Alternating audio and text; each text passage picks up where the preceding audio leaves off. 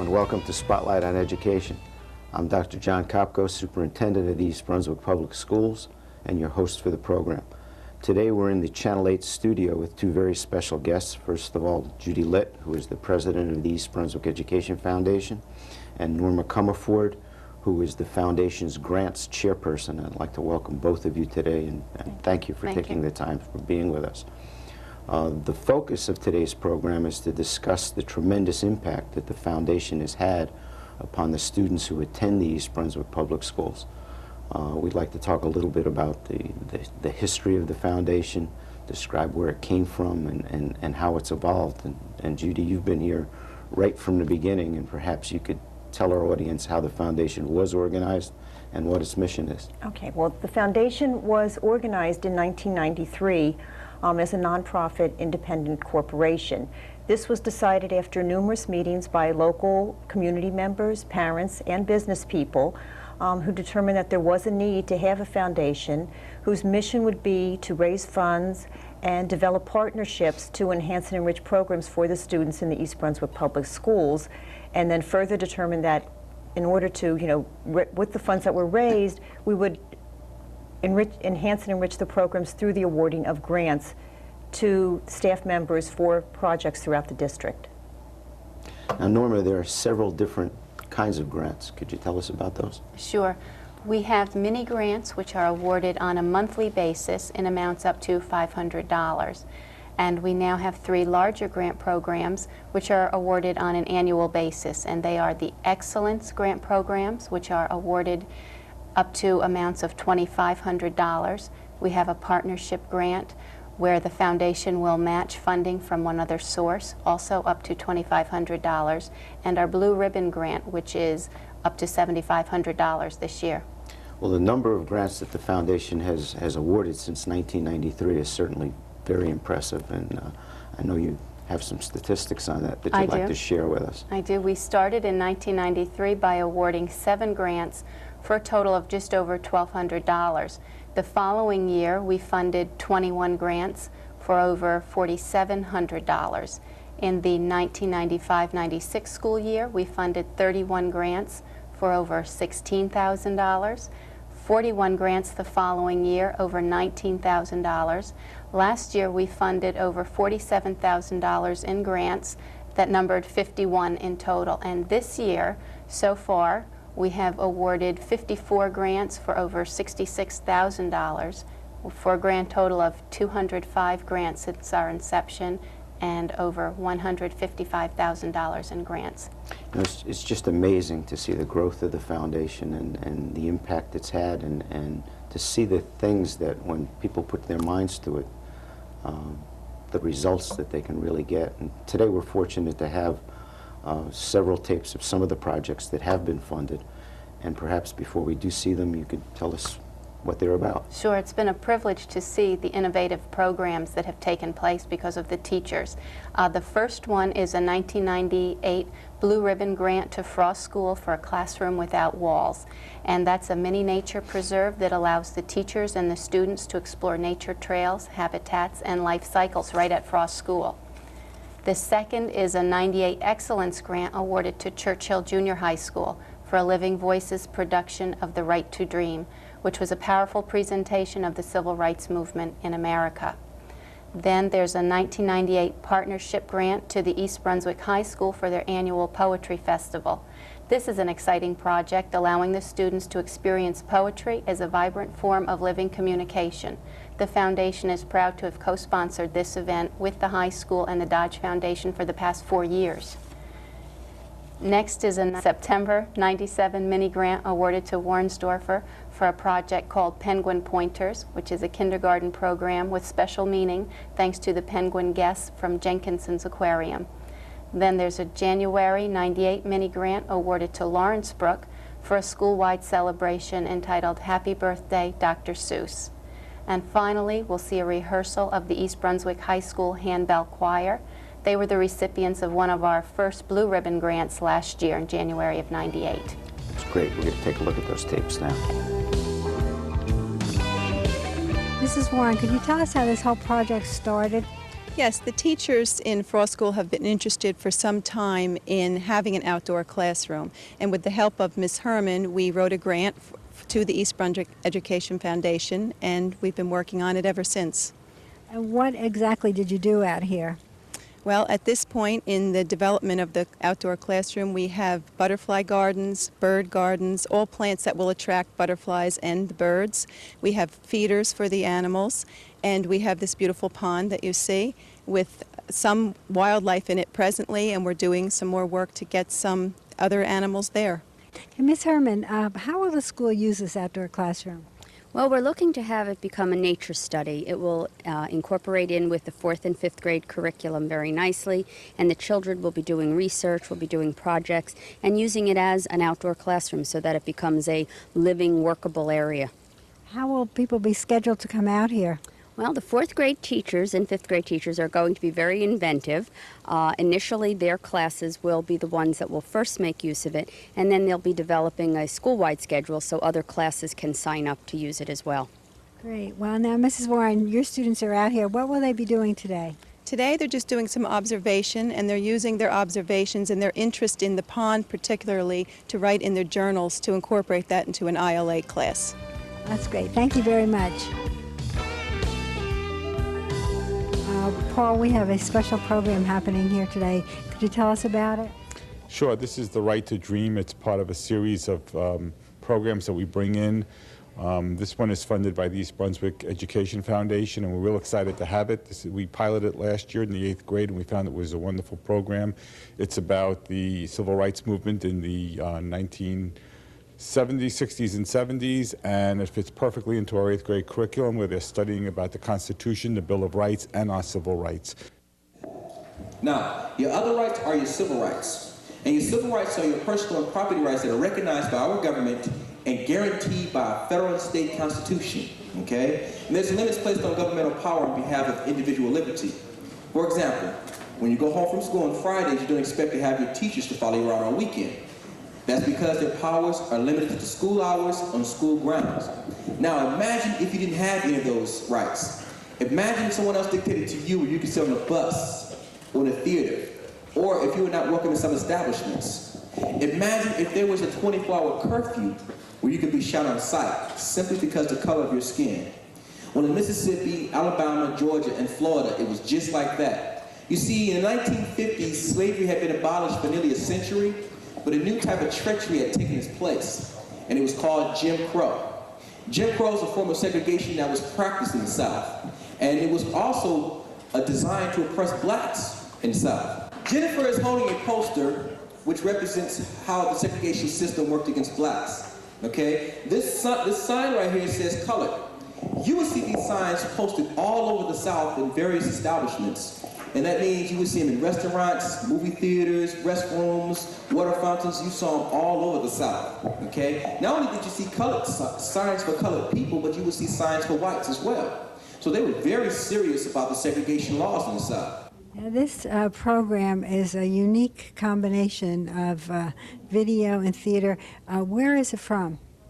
It's from Seattle, Washington. They have this very interesting program, and where an actor comes in and will talk, and at the same time they'll see video clips, and he'll try to fit himself into the scenery and the times, and students get a real feel for what it's like.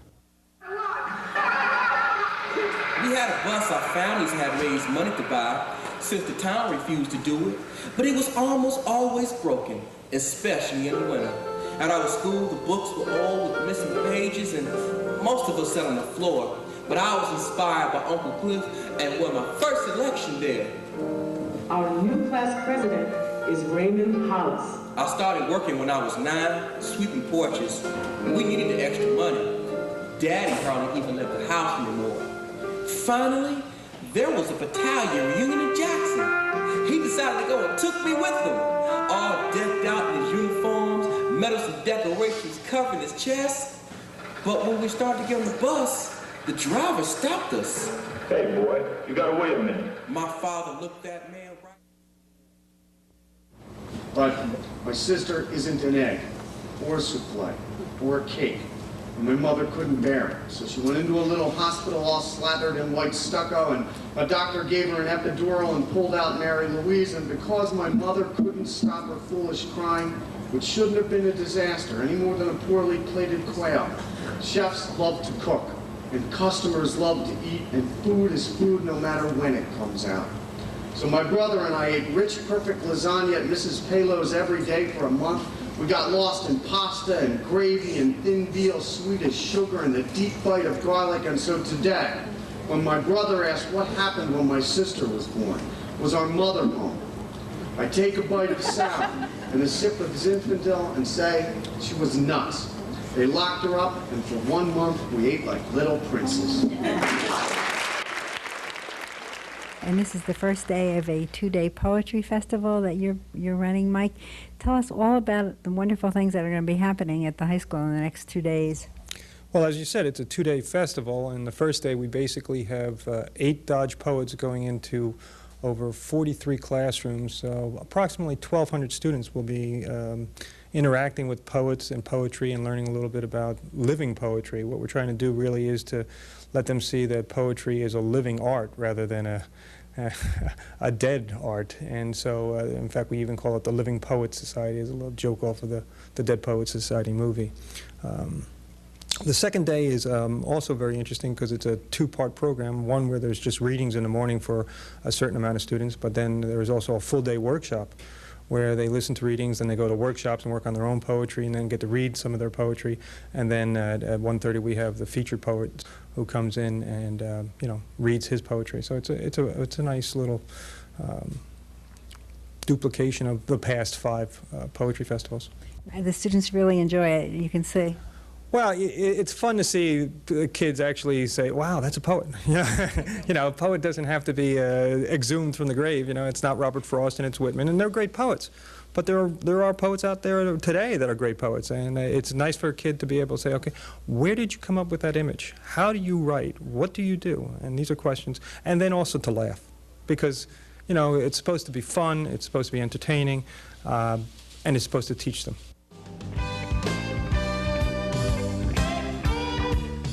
Well, today the children are going to have the experience of a live penguin coming into the class. Every year we go to the Jenkinson Aquarium for our field trip. And last year while we were there, we had a fantastic guide who suggested that we bring the outreach program at the Jenkinson Aquarium into the classroom, particularly the penguin pointer one, because it was so fabulous, and the children absolutely love seeing the penguin. So Michelle and I applied for a grant through the East Brunswick Education Foundation, and we were given that money, so we were able to bring the program in, plus buy a lot of materials to prepare the children for the penguins' visit.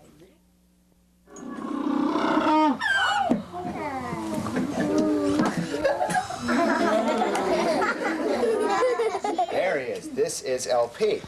And there's one big reason how we could tell it's LP, because all the penguins we have at the aquarium look pretty much just like this. And you could see this blue band right on his wings. Everybody see that? Yeah. See that he's got a blue band right there? Well, that's kind of like his name tag. It tells us who he is. And it helps us tell apart from the rest of the penguins that we have at the aquarium. Now, we have what we call African black-footed penguins at our aquarium. African black-footed penguin tells us that he's got black feet, as you can see.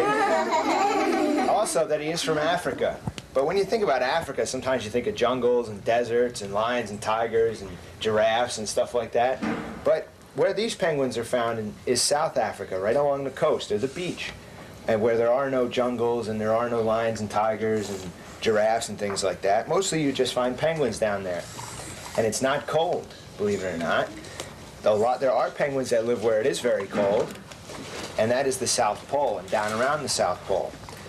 In South Africa, the air tends to be rather warm, and the water gets a little cold sometimes, but to keep them warm, they have these cool feathers on here. These feathers are really thick, and it helps keep them warm when they're in the cool water. The black-footed penguins, actually, if we put him down, Don't move, children. Put your bodies down. you can see LP stands about, 17 inches tall, and weighs probably about 6 or 7 pounds.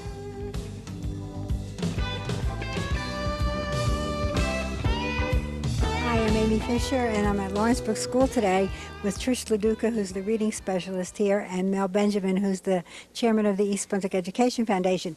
Trish, today is Dr. Seuss's birthday, and you have a myriad of activities planned. Could you tell us about them? Right. Well, we started out this morning with 2 8th grade classes from Churchill Junior High coming over and presenting a Dr. Seuss book in each classroom, which worked out just great. And then the rest of the day, in the morning and afternoon, our students here from Lawrenceburg each told a story to their peers, and that was really nice as well. A birthday party by each room parent in each classroom, and we're ending now with guest readers. And this all was funded by? A grant from the East Brunswick Education Foundation. They provided money for books, Dr. Seuss books for each classroom library. Mel, as the chairman of the East Brunswick Education Foundation, you're not only a funder, but you're here to participate in the reading. Why have you been so involved with these foundation projects? Well, it's been, a real opportunity for me, Amy. As you know, I work for Johnson & Johnson, and Johnson & Johnson has always felt an obligation to help out the communities around where they have buildings, offices, factories, and so on. And also, I happen to love kids and always been involved in education. I'm in training at Johnson & Johnson. So it's a real wonderful opportunity to see our hard work, have a practical use, see the money being used for the grants and then actually being able to participate in it. So a wonderful opportunity. I've been here 3 hours without one single bite. There might be no fish, but again, little money. Because you never can tell what goes on down below. This pool might be bigger than you or I know. This might be a pool like I've read of in books, connected to one of those underground brooks, an underground river that starts here and flows right under the pasture. And then, well, who knows?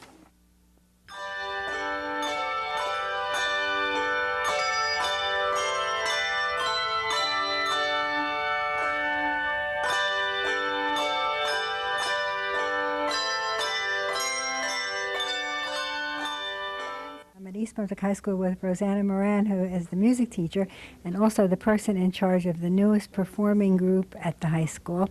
Would you tell us a little bit about this group? This is a group of, they're called a handbell ensemble. It's English handbells, and I played them in college, and I've played them at various places. And it's 3 octaves, and each one of the bells represents a key on a keyboard. And each student is responsible for 2 or 3 bells. There are 11 students playing these 37 bells, and they have 2 to 3, and they switch around the bells. It's a real ensemble that they have to work together. They all have to be here every time to rehearse, and they can do keyboard music. There's music that's specially written for the bells, and it's a beautiful sound. You started this because you were able to buy the equipment because you had a grant, and would you tell us about that? Yes, I had choir chimes when I was at Warnsdorf at the elementary school.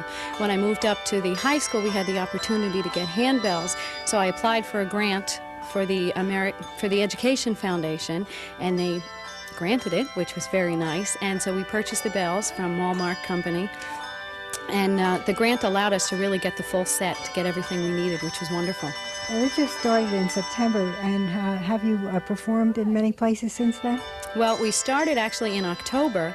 We performed at 2 concerts here so far. We performed at the Senior Prom, which they run here at the high school, and we'll be performing for the Foundation Association.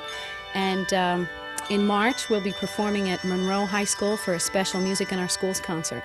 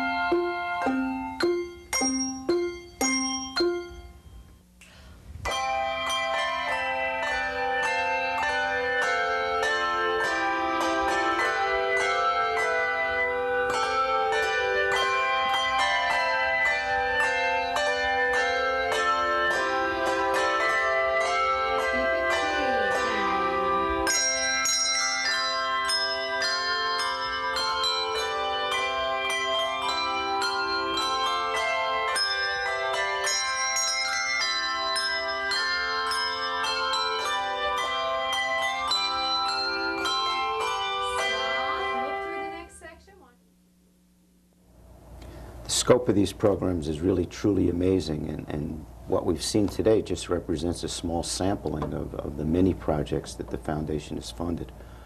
Judy, how do the members of the foundation raise the funds to provide these kinds of opportunities for our students? We set up many different fundraising events throughout the year. We try to work, based on the school calendar also. So in the fall, we have been very successfully running a fall fashion show.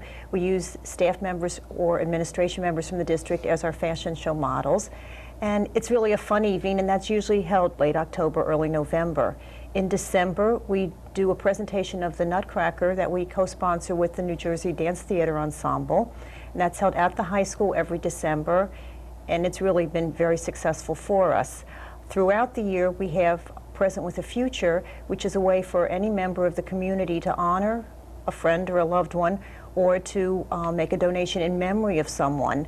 And this is a direct contribution to the foundation with an acknowledgement both to the recipient and to the sender. And finally, our biggest fundraiser is our Partner in Excellence Dinner, which is held every spring. This year, the partner dinner will be April 17th. It includes an evening of dinner, dancing, a silent auction, and then the recipients themselves, who we honor every year, they will receive their award. And these are people who sponsor and really believe in the foundation and have supported us and shown their support in many ways. Who is the foundation honoring this year? This year, the foundation is honoring two people. Patrick Gallagher, who's a vice president and market manager of Summit Bank and a member of our Board of Trustees, and Nancy Paulson, who is president of the East Brunswick Board of Education and the business director of the New Jersey Dance Theater Ensemble. Patrick has been with the foundation for many years. At our first Partner in Excellence dinner, he chaired the ad journal, or the commemorative booklet, and he serves on our finance committee and on our fundraising committee. Nancy actually chairs the Nutcracker presentation every December at the high school, with her position as the director of the New Jersey Dance Theater Ensemble, and that raises a lot of money for the foundation, so we're happy to honor both of them this year. And how do people go about attending the dinner?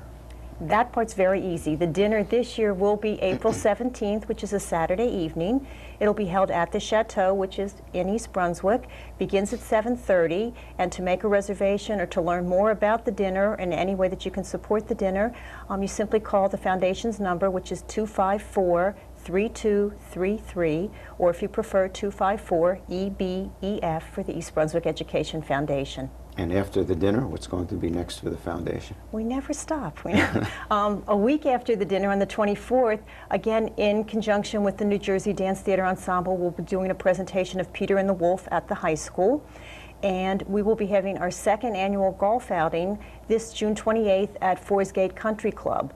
And if anyone likes more information on either of those events, they can call the number that I mentioned earlier, 254-EBEF. If they'd like to become a member and learn more about the foundation or join in any activities, again, just call us. We'll be happy. We will return your phone call. We'll give you as much information as you'd like. Well, thanks to both of you for being here with us today. And on behalf of the 8,200 plus students that attend our schools, I would like to extend thanks to all of the members of the foundation. And I think also a special thanks to both of you for your dedication and commitment and the leadership that you've demonstrated for the foundation, because without that, these opportunities wouldn't be possible for our students.